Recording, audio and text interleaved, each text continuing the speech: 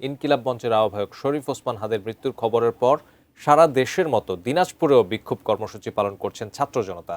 দিনাজপুর সদর হাসপাতাল মোড় থেকে বিস্তারিত জানাতে সরাসরি যুক্ত হচ্ছেন প্রতিনিধি ভুবন সেন।